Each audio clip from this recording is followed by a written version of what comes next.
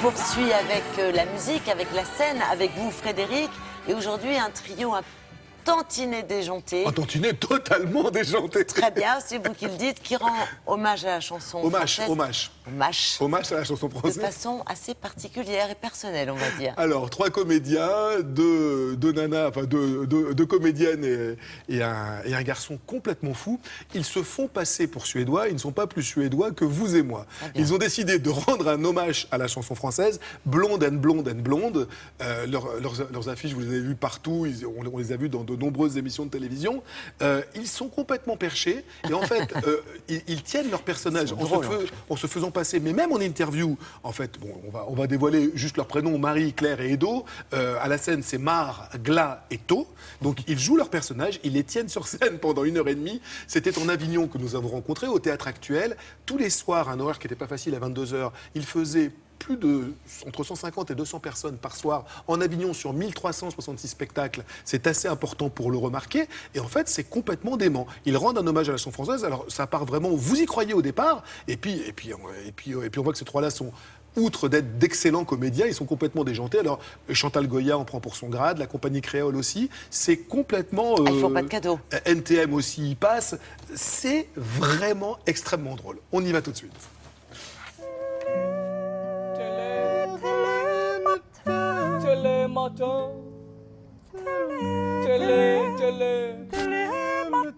Télématin.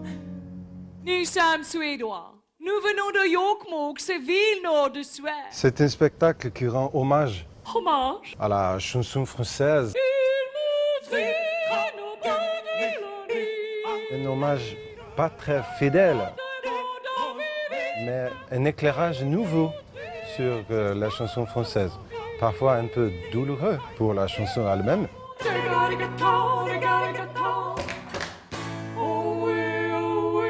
Vous avez choisi des titres incontournables du répertoire de la chanson française. Je pense notamment au bal masqué de la compagnie créole. Comment le choix s'est-il effectué? En fait, nous habitons dans le nord de la Suède, dans une petite ville qui s'appelle Jokkmokk, et proche du cercle polaire arctique. Et en fait, il y a une fréquence des radios qui passe cette cercle polaire et qui arrive jusqu'à chez nous. À Jokkmokk, c'est nostalgie. Voilà. Radio Nostalgie. Radio Nostalgie. De son bec, il a touché ma jupe. Dans ma main, il a glissé son cou. Nous venons du nord, il fait très froid chez nous. On a besoin de se réchauffer avec de la musique latine, comme la musique française. Dance le panda. Dance le panda. Petit frère. Tu danses ou je t'explose?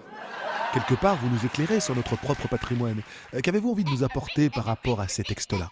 Alors d'abord, je vais te paraphraser avec quelqu'un qui, je pense, nous a fait beaucoup de bien en disant ça, en disant que nous étions les Suédois qui parlaient le mieux au français d'eux-mêmes. Au-dessus des vieux volcans. Toutes ces chansons comme Voyage, Voyage, de la femme qui n'a pas de désir et pas de cheveux, eh bien, Sur les côtés. Sur les côtés, voilà. Oh, voyage, voyage. Elle chante cette chanson Voyage, Voyage, comme ça, impunément, avec les rythmes un peu comme ça, poète, poète, mais n'ose peut-être pas porter la parole politique, sociale, par l'immigrature, un petit peu de cette chanson actuelle, tout à fait, de la immigrature. Ce matin, Le lapin a tué, je sais. Avez-vous déjà croisé les artistes dont vous reprenez les œuvres? Par exemple, qu'a pensé Chantal Goya de Votre lapin? Peut-être Madame Goya, elle aurait plaisir à rencontrer, à chanter avec nous ces lapins en pleurant pour de vrai, pour de vrai. Je pense que ça fera du bien à elle. Oui, et les enfants ont besoin de pleurer aussi, de savoir que ça dure la vie. Tu m'as donné la foi, se dit je ne sais quoi. Vous êtes en fait un groupe engagé. Oui, alors, ça c'est sûr. Nous sommes Tout à fait. véritablement engagés. D'ailleurs, ce qui provoque en soi des bouleversements. Mais il est vrai que la chanson française possède à l'intérieur d'elle-même des ressources insoupçonnées. C'est lundi?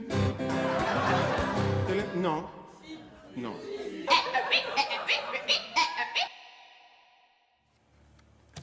Bon, on est tous pliés de rire sur le plateau, autant l'avouer, c'est vraiment très très drôle. Il y a quand même un deuxième degré, mais qu'est-ce qu'on rit. Ce qu'il faut dire là-dedans, c'est que, fabuleux. effectivement, si ça ne tenait que sur le fait de faux Suédois qui reprennent des chansons avec un accent et en les parodiant, ça durerait 10 minutes et ça s'arrêterait là. Ce qui est très fort chez eux, c'est qu'ils sont complètement fous, qu'ils sont complètement barrés, mais ce sont avant tout de grands comédiens. Oui. Avignon, ils connaissent bien, ils y sont venus en 2012 déjà, ils ont commencé petits, puis d'année en année, au Festival d'Avignon, leur notoriété a grandi jusqu'à faire les premières parties d'Arnaud Ducré à l'Olympia. On va les voir cette année, les dates sont apparues, ils sont vraiment en tournée dans toute la France. Il y a une vraie performance de comédiens. Leur rôle de faux Suédois, ils le tiennent tellement que lorsque vous êtes en interview avec eux... Vous le croyez? Mais vous êtes obligé de faire une interview faussement sérieuse parce qu'en aucun cas, ils ne vont se dévoiler pour de bon. C'est vraiment très drôle, vous allez passer un bon moment. Allez les voir. Je n'en doute pas. Merci beaucoup.